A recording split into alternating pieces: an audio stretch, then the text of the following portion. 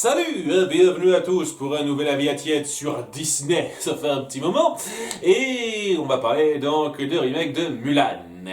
Et avant de commencer, il va falloir qu'on adresse ça, puisque apparemment c'est impossible de parler de ce film sans adresser ça d'abord. Voilà, il y a eu des polémiques, je vais rapidement en parler, comme ça ce sera fait, il sera plus à faire. Donc voilà, première chose, c'est sorti sur Netflix, sur Disney+, excusez-moi, et pas au cinéma, et ça a totalement gâché la sortie en salle, parce que voilà, c'est le gros film qui aurait très certainement attiré plus de gens dans les cinémas, et quand il y a un grand film qui sort, même les petits films à côté ont souvent un peu plus de public. Et le fait d'avoir complètement gâché ça a été détrimental à fond envers les salles, et ça n'a pas aidé à bien redémarrer. Surtout maintenant qu'il y a un reconfinement, les cinémas l'ont bien dans le cul, mais à fond. Donc, voilà, j'ai énormément de ressentiments contre Disney d'avoir osé faire ça. Et ouais, vous auriez facilement pu essayer de concilier un peu deux approches. C'est-à-dire que voilà, vous avez peur que la sortie en salle puisse ne pas marcher aussi bien, puisque les gens ont moins envie de sortir dans les pays concernés, hein, parce qu'il y a d'autres pays où ça sort pas du tout. À ce moment-là, ok, vous pourriez pas faire un compromis, genre en faisant les deux. Vous sortez d'abord votre film sur Disney+, et après, genre une semaine ou deux plus tard, vous sortez, vous permettez au cinéma de le diffuser. Comme ça, voilà, les gens qui ne pourraient pas avoir Disney+, ou qui voudraient profiter du film au cinéma, parce que bon, il y a quand même du combat d'assez grande échelle, ces gens-là, ils pourraient en profiter, quoi. Et vous cantonneriez pas aux fidèles qui seraient prêts à payer ce que vous leur proposez directement sur votre site. Vous permettiez un choix. Mais non, même pas, même pas. Tout pour notre gueule, et ça me casse un petit peu les pieds, ça, hein. Je suis totalement du côté de ceux qui gueulent contre Disney à ce niveau-là. Mais juste un truc, c'est pas à incomber au film en soi. Le film, il a été tourné et fait bien avant le problème avec le Covid-19, et ils ont réagi en conséquence, et c'est sur ce premier film-là que c'est tombé. Je veux dire, est-ce que vous allez gueuler sur Soul en tant que film pour ça aussi, puisque Sol aussi il y a eu droit, et ça me gonfle tout autant.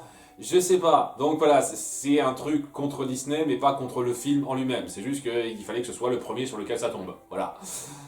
Voilà. Donc c'est pas un problème lié au film. Autre chose, l'actrice principale a soutenu les actions du gouvernement de Chine dans un cadre très moralement douteux, ce qui fait qu'il y a eu polémique. Et ouais, c'est pas super de sa part. Après, est-ce que c'est elle qui représente le film? Je veux dire, elle représente le personnage principal du film, mais voilà, c'est juste l'actrice qui la joue. C'est pas elle qui a écrit le film, c'est pas elle qui l'a dirigé, c'est pas elle qui a, je sais pas, pris les décisions de mise en scène, je pense pas, hein, ou alors vraiment à un niveau très faible. Je vois mal, une fois de plus, critiquer le film pour les actes d'une personne.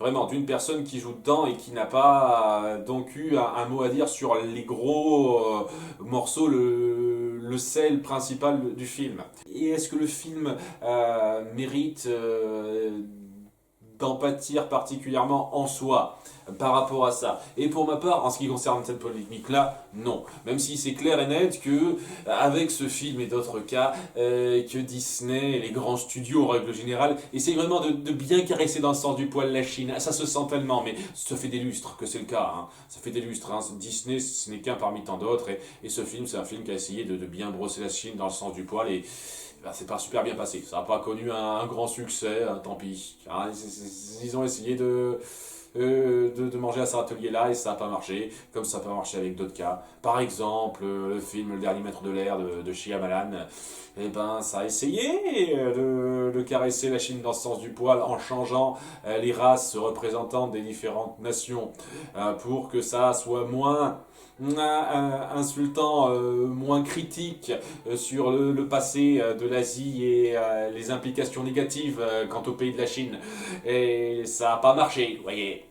Ça n'a pas marché, donc c'était un pari qui ne leur a pas rapporté grand-chose. Donc voilà, ça fait partie du truc, hein, il faut faire avec malheureusement. Hein. Et oui, je ne vais pas blâmer Mulan en particulier pour ça.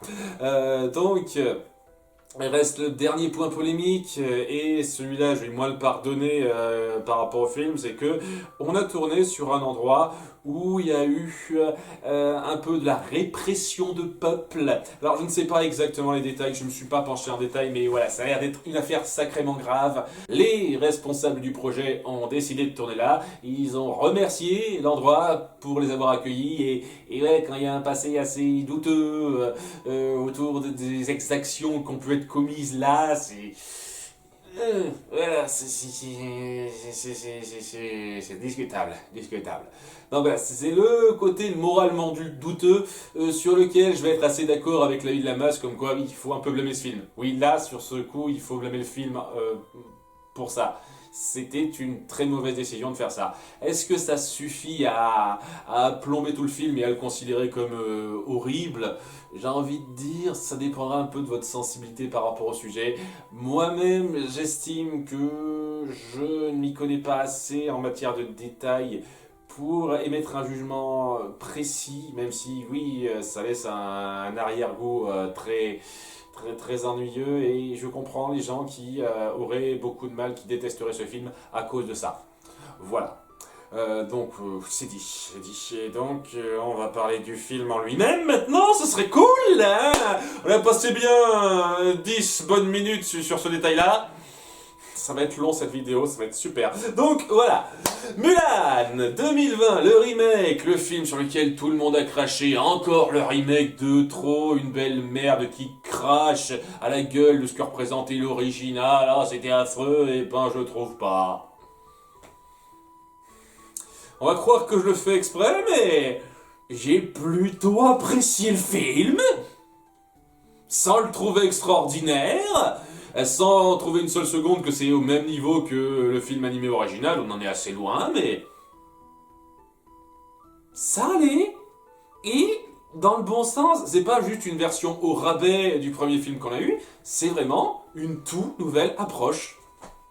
Mais vraiment, à quelques détails près, ça a essayé de faire du différent. Ça a repris la légende de Rua Mulan, en l'appelant bien Rua Mulan, ce coup-ci, et pas Ua, comme je l'ai dit là, dans ma critique du film. Au tout début, hein, j'ai Ua Mulan, parce que oui, moi c'est comme ça que je le prononce Ua, hein, quand c'est écrit comme ça, mais non, ça se prononce Rua Mulan. Voilà, vous m'excuserez, je suis pas spécialiste dans la prononciation chinoise. Hein. Donc voilà, ça s'appelle bien Rua Mulan et pas Fa Mulan. Donc voilà, ça respecte un tout petit peu mieux ça déjà, et voilà, ça part sur des tonnes et des tonnes de considérations, d'approches différentes qui m'ont donné l'impression que je regardais une histoire qui n'avait pas grand chose à voir dans le ton, dans l'effet recherché que le Mulan des années 90. Mais genre du tout. Et vous savez quoi? C'est ce que je veux que les remakes fassent si vous devez en faire. Une nouvelle approche totalement différente qui n'essaye pas de tabler stupidement sur la nostalgie des gens.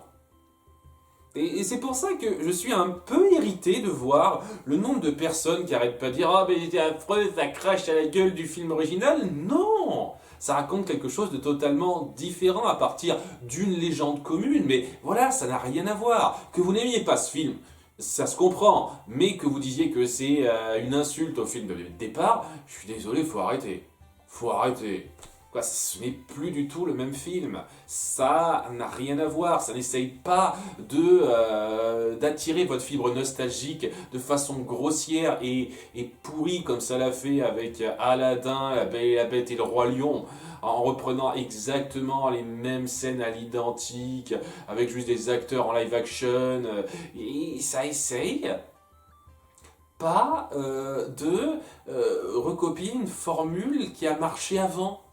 Ça essaye pas de dire tiens, cette façon de raconter qu'on avait avant, c'était bien, mais on peut l'améliorer en changeant les détails. Non, on a envie de raconter ça sous un tout nouvel angle. Et j'ai été acceptablement pris là-dedans.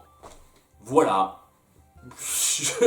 Je n'ai jamais ressenti le besoin, comme dans Dumbo par exemple de Burton, ou dans Alice au Pays des Merveilles, de faire un parallèle, de faire un comparatif automatique avec l'œuvre de base. Très rarement dans le film Dumbo de Burton, je me suis mis à penser au film de départ en visionnant ça. Et pas juste parce que je trouvais que le Dumbo des années 40 était assez oubliable, mais surtout parce que le film n'essayait pas de nous faire un Dumbo bis. Pareil avec le Alice au Pays des Merveilles de Burton. J'ai des problèmes avec en tant que film en soi, mais en tant que remake, non. Et c'est exactement pareil avec Mulan. C'est ce genre d'approche que j'ai envie de saluer un petit peu dans l'idée, dans l'écriture, parce que je sais pas du tout ce que voulait faire le premier film, mais vraiment. Et j'ai beaucoup de respect pour ça. J'ai beaucoup de respect pour ce changement drastique dans une époque où ce qui marche le plus en termes de remake, c'est quand on prend la peine de recopier le plus possible la formule de départ, quoi. Voilà, ce qui a le plus marché, c'est La Belle et la Bête, Aladdin et le Roi Lion. En termes de remake, hein, j'ai pas fait le calcul, mais il me semble bien que c'est ça. Hein, les trois films remake Disney les plus rentables, c'est ces trois-là.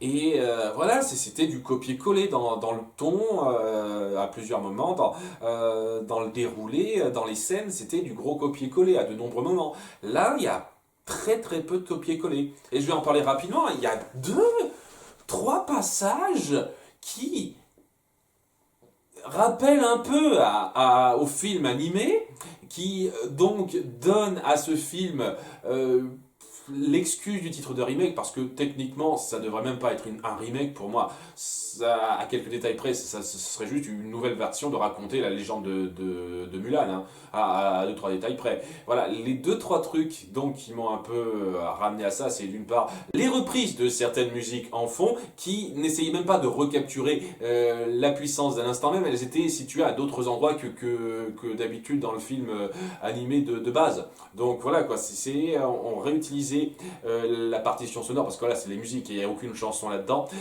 pour donner une impression différente autour. Et voilà, donc ça rappelait Mulan, mais sans donner l'impression de vouloir faire un parallèle évident.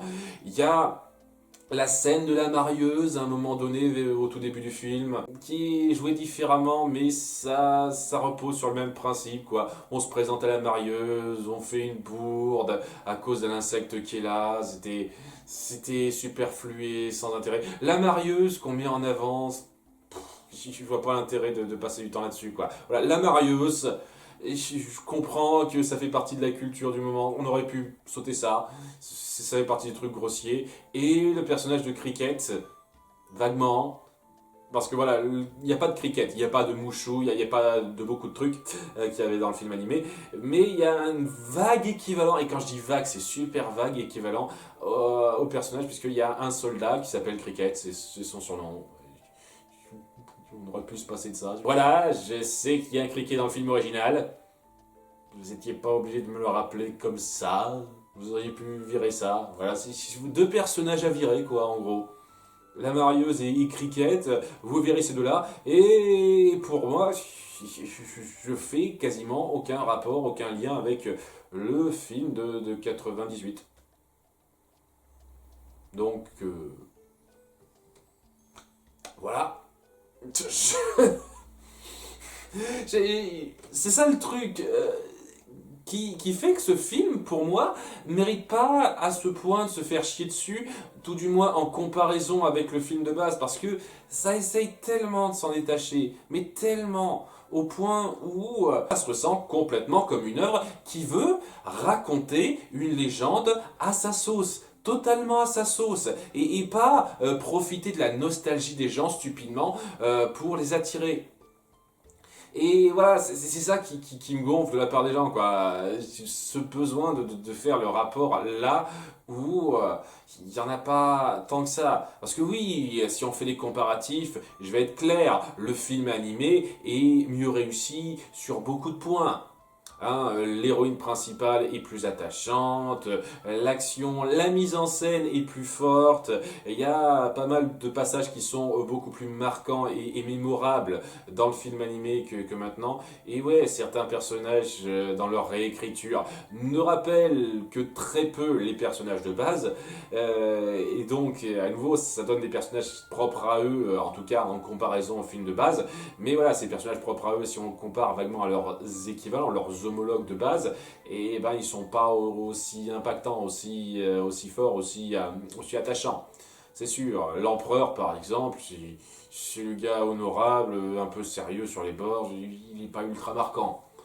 Voilà, il y a beaucoup de personnages qui sont comme ça, quoi, qu'on rend pas particulièrement poussés ou marquants, alors que, voilà, si on se force à faire le parallèle avec leurs homologues de base, voilà, les homologues de départ, ils étaient beaucoup plus mémorables, plus percutants, plus sympathiques, c'est sûr. Mais voilà, j'ai jamais ressenti ce besoin-là. J'ai jamais ressenti ce besoin en voyant ce film de me dire ah, on faisait tellement mieux avant. Parce que je regardais un film totalement différent. Totalement différent dans le ton, dans la narration. Et c'était globalement acceptable, relativement plaisant, hein, ça se suivait. Hein, je vais clairement pas dire une seconde que c'est un grand film, parce que c'est clairement pas le cas, mais oui, c'était correct, c'était très correct, et c'était pas un visionnage déplaisant. Donc on va parler un petit peu des points clés, hein, parce que bon, l'histoire de base, elle est quand même très similaire à l'histoire du film animé, qui est très similaire à la légende, quoi. C'est-à-dire, là, on a Mulan qui va au combat pour sauver son père, et donc elle se fera passer pour un homme, mais après coup, elle sera dévoilée en tant que femme, et elle devra insister et s'affirmer un peu plus pour convaincre les autres jusqu'au bout et sauver l'empereur à la fin. Voilà, il y a la base honnête, mais une fois de plus, je pense que beaucoup de ces trucs-là sont pris dans la légende de base. Hein, ce serait quand même fort de café de reprocher à deux adaptations d'une même œuvre de base de reprendre la même base, quoi. Je trouve. Enfin bon, un avis personnel. Donc, une fois qu'on sort de ça, on a donc des approches assez différentes, parce que d'une part, le ton est très sérieux. Voilà, il y a quelques moments un peu légers au sein de l'armée, mais ça va clairement pas aussi loin que ça l'était dans le film Mulan, c'est sûr. Et globalement, oui, c'est traité totalement avec un ton posé. On ne se permet pas de faire des gags à tout va, de faire des petits bons mots pour faire rire. Dès lors qu'on sent le besoin de raconter quelque chose sérieusement, on le fait. Voilà, ce qui fait que ouais, c'est un film qui n'a presque pas de dimension comique. Elle est microscopique, elle existe un petit peu histoire de dire que voilà, les gens ils plaisantent un petit peu entre eux pour appuyer leur camaraderie, les soldats, mais en dehors de ça, voilà, c'est un film totalement sérieux. Contrairement à Mulan qui a une dimension comique très poussée, Mulan des années 90. C'était intéressant de voir ça. Contrairement à tout tous les remakes que j'ai vus où on se force à mettre une dimension comique parce que film à la Disney, et ben non, on le fait pas. Et ouais, ça amène beaucoup de passages qui changent totalement l'expérience et qui sont relativement efficaces pour poser les dangers, le combat à faire, etc. De façon à ce que ce soit tout à fait suffisamment prenant pour avoir quelque chose. Et ça se ressent particulièrement dans le personnage qui a été rajouté, dont je ne me souviens plus du nom, laissez-moi une seconde pour le lire, attention, Ongui, voilà c'est ça. Hein, excusez-moi, moi les noms chinois j'ai du mal. Hein, bon, hein, c'est parce que je suis raciste. Donc... Donc oui, Ongui, c'est un nouveau soldat. En plus donc des noms rapides qu'on nous balance comme ça, qui n'ont pas grand chose à voir une fois de plus en termes de personnalité exacerbée par rapport à nos personnages qu'on connaît du film animé. C'est un autre soldat qui servira un petit peu de romance légère comme dans un petit peu le film animé, mais une fois de plus avec une approche très différente parce que ce coup-ci c'est pas son commandant, c'est un soldat au même rang qu'elle à Mulan et qui essaiera un petit peu de la suivre dans ses compétences et qui n'aura une relation de confiance avec elle, un certain respect envers elle en tant que soldat, et où il essaiera de s'affirmer un petit peu pour lui faire comprendre qu'elle n'est pas seule sur le champ de bataille, en dépit du fait qu'elle est un peu supérieure. Parce que c'est un truc, je reviendrai sur la supériorité de Mulan, parce que c'est un truc que beaucoup de gens ont dépeint en mal. Mais voilà quoi.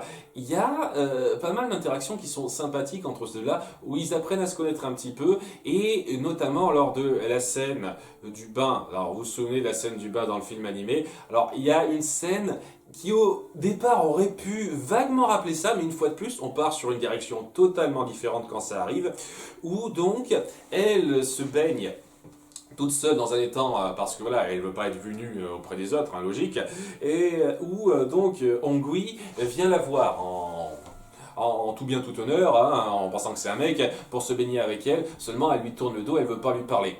Et le mec croit que c'est parce qu'elle se considère comme supérieure. Parce que voilà, je veux profiter de ma grandeur tout seul, hein, un petit peu comme ça, qu'elle le renvoie, même si c'est pas ce qu'elle veut faire passer, quoi. Elle est timide, elle veut juste pas qu'il le voie. Et donc le gars le prend de façon très sérieuse et ça à aucun moment n'essaye de jouer de façon comique là-dessus. Il lui dit ok, tu veux peut-être me tourner le dos, mais au bout du compte nous sommes des soldats, nous sommes là pour veiller l'un sur l'autre. Sur le champ de bataille on ne se tournera pas le dos, et même si tu ne sembles pas me respecter, moi je te respecte en tant que soldat, j'espère que tu me respecteras, quelque chose comme ça. Il y a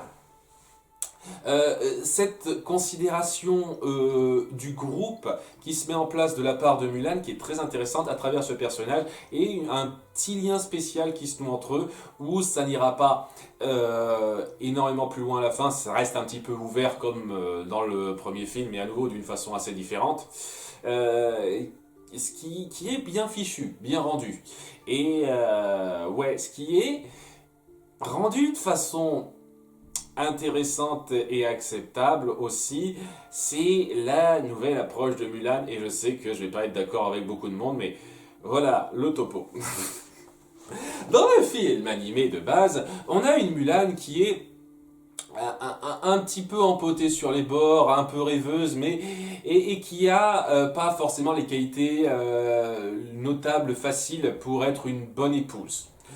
Il va y avoir une circonstance qui la fera se jeter dans la mêlée pour sauver son père, parce que sa famille est importante pour elle, et c'est après ça qu'elle va vivre des épreuves qui la feront grandir, qui la feront utiliser le meilleur des deux mondes pour être la meilleure du lot. Il y a une lutte intéressante, très forte qui se met en place pour appuyer cette conciliation des deux mondes. Alors que dans le cas de Mulan, c'est un peu différent, parce que Mulan, c'est quelqu'un, dans ce film-là de 2020, et qui a un peu la puissance innée, entre guillemets. Et c'est le truc qui va gêner des gens, hein. Je vais me pencher des plombs là-dessus, mais c'est pas grave, hein. Elle a l'avantage d'être née avec beaucoup de chi. Hein, une sorte de puissance intérieure qui fait que on est plus doué au combat, on a plus de capacités innées qui font qu'on on est fort, entre guillemets. Le chi, c'est une vue de l'esprit, il y a de la magie là-dedans, hein, dans ce film, hein, présenté de façon totalement différente une fois de plus que le Mulan des années 90. Et le fait est que au début, si elle est assez ouverte à ça, elle est très contente, elle se rend compte que ça met mal à l'aise sa famille, parce que c'est pas son rôle. Son rôle, c'est d'honorer sa famille en étant une bonne épouse, et son chi, c'est pas ce qu'il faut démontrer. Donc, lorsque il y a la guerre qui vient donc aux portes de la Chine, avec bon, un autre gang. Je reviendrai sur le chef du clan qui attaque et la sorcière qui va avec, rassurez-vous. Elle, plus que d'y voir l'occasion de sauver son père de la mort qui l'attend, elle y voit surtout une opportunité pour s'affirmer, pour partir vers quelque chose qui lui correspond plus. Contrairement à Mulan, où c'est quelque chose peut-être qui lui viendra en tête à force au bout du compte, mais son objectif principal c'est de sauver son père. Là où dans ce film, ce qui semble l'apporter, c'est en partie important quand même sauver son père, mais surtout vraiment mettre en avant ce qui lui correspond. Et c'est ça qui va la changer totalement de la Mulan, qu'on connaît de départ, qui m'a fait dire ok, ça n'a plus rien à voir. C'est un personnage totalement différent, je ne vais pas ressentir le besoin de la comparer forcément à la Mulan de départ. C'est que voilà, c'est quelqu'un qui se restreint parce que le monde ne l'accepte pas. Et elle doit apprendre à affirmer ses forces, ses compétences et ce qu'elle vaut via les épreuves qu'elle a. Et au fur et à mesure, c'est ce qui se passera, quoi. Au début, quoi, elle essaye de se mettre au même niveau que tout le monde, mais plus ça ira, plus elle se dira merde, je veux montrer que je suis forte. Je veux montrer que je suis quelqu'un de doué. Et au bout d'un moment, elle finira même par dire je veux montrer que je suis doué et une femme. Ce qui est un peu rapide. Je reviendrai aussi là-dessus. Et le but du personnage, c'est d'être quelqu'un qui a déjà beaucoup de qualités, mais qui vit dans un monde qui ne les accepte pas. Et elle doit faire en sorte de changer un peu les mentalités en s'acceptant de plus en plus elle-même via des circonstances qui lui permettent. C'est-à-dire d'y aller par étapes. Au début, on me permet de combattre, on me permet d'être plus moi-même. Là, je veux aller jusqu'au bout, en fait. Être moi-même à 100%. Et c'est du développement de personnage pas inintéressant. Alors, qu'on se comprenne bien, avant qu'on gueule dessus, hein, j'en ai parlé, mais voilà, hein, j'aurais dit, oui, ce genre d'approche est clairement pas aussi impactante que celle du film animé où on a une héroïne qui n'a pas tout pour elle au début et qui lutte pour se hisser un peu au sommet, c'est sûr. C'est sûr, ça la rend beaucoup plus attachante, beaucoup plus identifiable, la Mulan des années 90. Mais cette Mulan-là, je comprends ce qu'on veut dire. Je comprends qu'on veuille mettre en place que oui, il y a des cas où on a des capacités, on n'arrive pas à les mettre en avant. Il faut trouver un moyen de s'affirmer pour qu'on nous accepte tel quel. Et c'est pas forcément simple. Et c'est pour ça qu'on a affaire à un parallèle pas inintéressant dans l'idée avec le personnage de la sorcière. Alors voilà, on va parler des méchants maintenant, puisque les méchants, c'est pas les uns, c'est une autre troupe, mais bon, ça pourrait être n'importe quoi, c'est pas le truc quoi. Le gars en fait, il en veut pas à l'empereur parce qu'il s'est senti défié par son mur, mais parce que il y a une histoire de vengeance derrière. C'est plat, c'est basique, mais au moins il y a suffisamment de différence pour que je me dise pas, ah c'est exactement comme dans le film de départ. Une fois de plus. Hein. Mais bon, c'est pas important. Ce gars, c'est un méchant lambda, oubliable et assez creux, hein, honnêtement. C'est clairement pas un des grands points positifs que j'irais pointer du film. Ce qu'il y a d'intéressant là-dedans, c'est qu'il est soutenu par une femme qui, elle aussi, a beaucoup de ki et qui peut même s'en servir pour changer de forme. À nouveau, il y a un principe de magie qui aurait peut-être mérité d'être un tout petit peu plus appuyé parce que ça fait un peu bizarre quand 90% du temps on est dans un monde qui aborde des choses de façon réaliste et que tiens de coup à magie. Mais bon, je peux pas non plus dire qu'il n'y a pas un peu ça dans le film animé de départ aussi. Hein. Mais bon, oui. Le fait est qu'elle a augmenté son chi, quoi, bien maîtrisé son chi, et elle bosse avec le gars qu'il a un peu recueilli parce qu'elle espère qu'elle pourra lui donner sa place une fois qu'il aura le pouvoir. Voilà, et qu'elle pourra être bien considérée pour être elle-même en tant que femme forte s'il est au pouvoir, de façon un peu naïve. Elle sait que c'est naïf, mais elle sent qu'il n'y a pas d'autre solution. Et quand elle rencontre Mulan et qu'elle s'identifie à elle, elle aura un petit peu cette considération que cette femme mériterait de suivre ses pas. Seulement, Mulan ne veut pas faire les choses à sa manière. Elle ne veut pas totalement dévaster le système pour le changer comme ça l'arrange. Elle veut améliorer le système de l'intérieur en essayant le plus possible de respecter ses règles. Le plus possible, hein, parce que bien, il y a des écarts à faire évidemment, sinon ça se passerait pas comme ça dès le début. Mais voilà, c'est ce qu'elle veut faire, quoi. Elle ne veut pas foutre en l'air le système, elle veut le changer pacifiquement. Elle veut arriver à se prouver sans avoir à tout péter. Alors que la sorcière en question, je ne sais plus comment elle s'appelle, elle veut tout péter parce qu'elle n'a pas été reçue comme elle le voulait, quoi. Et lorsqu'elle verra à la fin, je spoil pas mal de trucs, mais bon, à ce stade, le plus important, c'est pas vraiment l'histoire, c'est comment elle découle, quoi. Savoir comment ça se déroule. Vous avez vu Mulan des années 90, à quelques détails près. Vous avez vu pas mal de trucs. Cela dit, voilà, avec ce qui se passe avec la sorcière, c'est assez nouveau, donc mini spoiler, je vous mettrai le petit truc, quoi. Ce qui se passe donc avec la sorcière, c'est que elle finira par comprendre, par voir Mulan arriver à convaincre les autres, et elle se sentira inspirée par ça pour l'aider à la fin et se sacrifier pour elle. J'apprécie cette idée de voir que cette femme qui est partie sur cette voie du dépit, de la destruction, comprendre qu'il y avait une autre voie et se ranger un petit peu sur la fin vers cette voie plus prometteuse, plus juste que la voie presque désespérée qu'elle avait choisie elle-même. C'est intéressant, quoi. Il y a ce parallèle qui est pas mal. Bon. Maintenant, qu'on soit d'accord, parce que voilà, je suis très gentil pour l'instant, hein. Si je suis gentil, c'est clair et net, c'est parce que je sais que tout le monde a été super méchant avec ce film, c'est pour ça que je veux un petit peu plus équilibré, mais qu'on soit bien d'accord sur un point. Tout ce que je viens de dire de bien, ça souffre d'un problème assez important, assez grave, qui m'empêche d'estimer énormément ce film, c'est que ça va trop vite.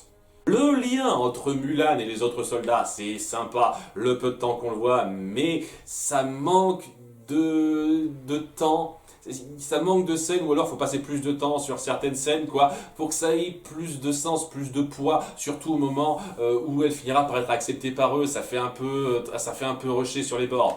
Le lien entre Mulan et la sorcière, il manque facilement 5 minutes. 5 minutes de développement, de moments d'interaction entre celles-là sur plus de durée pour que ça ait un poids et une efficacité vraiment marquante, pesante lors de la conclusion un petit peu entre ces deux-là. Ça manque de temps. Ça manque de temps alloué au point vraiment important qui cimente, je trouve, la force de narration de ce film, les bonnes idées. Les bonnes idées sont bien, sont bonnes, mais elles manquent de temps de développement. Et ouais, quoi, c'est vraiment dommage parce que j'apprécie ce que ça veut faire. Ça n'a pas autant de force que ça le pourrait. Parce que on n'alloue pas assez de temps à ça. Alors qu'à côté de ça, on alloue trop de temps à des détails qui auraient pu être raccourcis. Comme je l'ai dit, la scène de la marieuse au début, de la perte de temps, on aurait pu sauter ça. Le début aurait pu être raccourci, hein, vraiment. Hein, ça allait un peu trop lentement pour ce que c'était. Pas mal de moments sur la fin. L'épilogue était un petit peu trop longué pour ce qu'il représentait. On aurait pu raccourcir ça. Et ouais, quelques petites scènes ci et là, un peu ponctuelles qui étaient un peu superflues. Le problème principal de narration du film, pour moi en tout cas, c'est que le rythme est assez mal dosé. Voilà, on aurait pu mieux appuyer certains trucs, mieux mettre en avant certaines scènes. Il y a certains moments, quoi, lorsque Mulan décide de s'habiller en guerrière pour aller combattre à la place de son père, ça va tellement vite, ce passage, quoi. La transition est ultra rapide, ça manque de temps. Il y a un moment donné où on découvre un petit peu certaines choses, nos soldats découvrent un petit peu certaines choses, et on prend pas le temps de faire des plans un petit peu travaillés pour montrer l'étendue des dégâts, alors que oui, une fois de plus, si je devais comparer au film de base, ça le fait mieux, hein, et il y a certaines scènes qui sont pas aussi fortes, aussi impactantes qu'elles le devraient à cause de ça. Et ouais, c'est un peu le truc, quoi. Dans l'idée de base, j'estime beaucoup ce que veut faire ce film, vraiment. Dans l'exécution, c'est un peu plat par moment. Et ouais, quelques ajouts un peu ridicules qui me gênent. Mais les ajouts sont pas si présents que ça. Ils sont un peu présents, mais ils sont pas non plus étouffants. Et voilà, j'ai regardé ce film comme j'ai regardé n'importe quel film que je découvrais sans ressentir le besoin de faire un comparatif. Voilà, alors après coup, oui, c'est pas compliqué de faire un comparatif, mais voilà, j'ai pas ressenti le besoin de comparer ça à l'original, alors que punaise, quand j'ai été forcé de regarder La Belle et la Bête et Aladdin, hein, parce que j'ai pas encore vu Le Roi Lion, honnêtement, mais j'ai pas envie, hein, je parle des remakes, bien entendu, hein. Je- en tout cas, ouais, quand j'ai vu la Belle et la Bête et Aladdin, les remakes, chaque scène, à peu de choses près, c'était, et punaise, on faisait ça tellement mieux dans le film original. Alors que là, non, je me disais, ah tiens, c'est intéressant. Et j'ai jamais ressenti le besoin là. Et c'est, je pense, la force de ce film qui fait que il mérite un tout petit peu de reconnaissance, en tout cas au moins en comparaison aux autres remakes pourris qu'on a eu, quoi. C'est pour ça que ouais, je suis prêt à le défendre un peu. Et quand je dis un peu, c'est un peu, une fois de plus, globalement, c'est correct. Je veux dire, il y a beaucoup de personnages qui sont un peu plats en soi quand on les regarde. Hein, l'empereur, le grand méchant, le chef de régiment. On essaye de le rendre un peu sage, etc. Avec un peu de bouteille, mais bof. Le père est clairement, est clairement un peu trop sous-joué pour ce qu'il représente. Je veux dire, voilà, les personnages sont pour beaucoup relativement creux. Relativement creux. C'est-à-dire quoi, ils jouent leur rôle correctement sans plus, quoi, et ils s'oublient assez vite. Voilà, l'empereur, joué par Jet Li, honnêtement, il est là histoire de dire quoi. Et quand à la fin il essaye un tout petit peu d'apporter quelque chose, je me dis mais ouais, c'est censé être Jet Li, putain. Je suis pas un fan assidu de Jet Li, mais il me semblait quand même qu'il était un peu plus présent que ça dans mes souvenirs. Voilà, ça manque un peu de présence de la part de pas mal de personnages. Mais les personnages importants pour moi, comme Mulan et ouais, Ongui et d'autres détails importants, sont suffisamment bien faits pour que je ne boude pas trop mon plaisir non plus. Et ouais, globalement, c'était une expérience pas trop mal. Voilà, un film correct. Ah, un petit 11,5 sur 20, je dirais, quoi. Première impression. Donc, voilà. Hmm. Hein, ça vaut pas tout à fait Dumbo, le remake de Dumbo, mais ouais, ce genre de remake, je ne crache pas dessus.